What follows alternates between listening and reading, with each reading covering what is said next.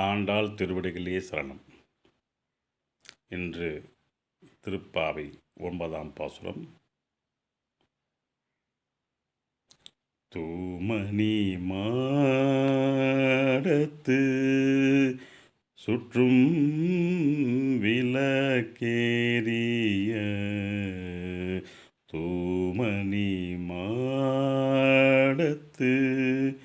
சுற்றும் விளக்கேறிய தூபம் கமழ துயிலனை மேல் கண் வளரும் மாமான் மகளே மணிக்கதவம் தாழ்த்திரவாய் மாமீரவலை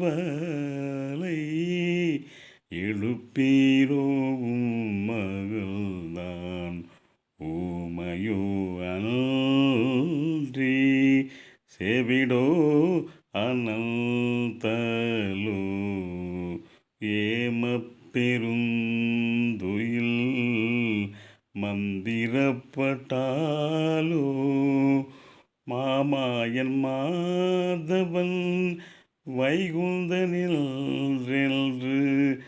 நாமம் பலவும் நபின்றேலோரில் பாவாய்.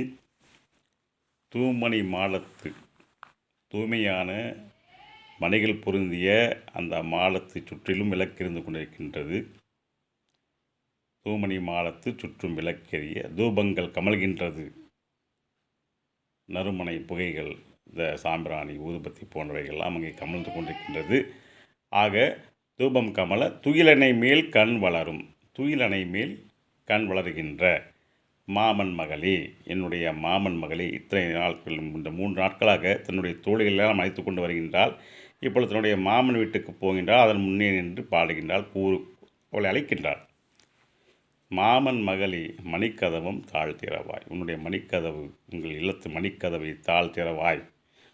மாமீர் அவளை எழுப்பீரோ, இப்பொழுது அத்தையை நோக்கி கூறுகின்றாள். மாமி அவளை கொஞ்சம் எழுப்புவீர்களா? மாமீர் அவளை எழுப்பீரோ, உன் மகள்தான் ஊமையோ.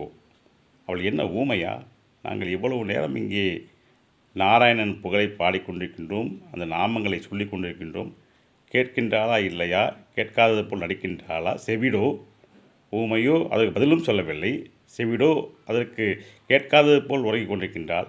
இல்லை அனந்தலோ, அனந்தலோ என்றால் மிகப்பெரிய சோம்பேறி. ஆக அப்படிப்பட்ட மிகப்பெரிய சோம்பேறியாக மாறிவிட்டாளா?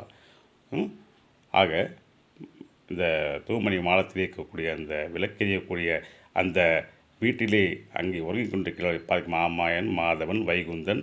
இந்த இவன் புகழை பாடுவதற்காகத்தான் இங்கே வந்து இருக்கின்றோமே ஒழிய இங்கே இப்படி தூங்கி கொண்டிருப்பதற்காக அல்லவா? ஏமப்பெருந்துயில் மந்திரப்பட்டாலோ, ஏதோ தூக்கத்திற்கான ஏதோ ஒரு மாத்திரையை உட்கொண்டவள் போல உறங்கிக் கொண்டிருக்கிறாள். ஏமப்பெருந்துயில், அல்லது யாரோ உன்னை தூங்குவதற்காக ஏதோ ஒன்றை செய்து கொடுத்திருக்க வேண்டும். ஆக ஏமப்பெருந்துயில் மந்திரப்பட்டாலோ, அப்படிப்பட்ட நீ மாமாயன் மாதவன் வைகுந்தன் என்கின்ற நாங்கள் அழைக்கின்ற நாமங்களை எல்லாம் கேட்டு நீயும் அதை சொல்ல வேண்டுமல்லவா? அதனால் விரைவிலே எழுந்து வா என்று தன்னுடைய மாமன் மகளை இந்த பாடலில் அழைக்கின்றார் ஆண்டாள் நாச்சியார். ஆண்டாள் திருவடிகளே சரணம்.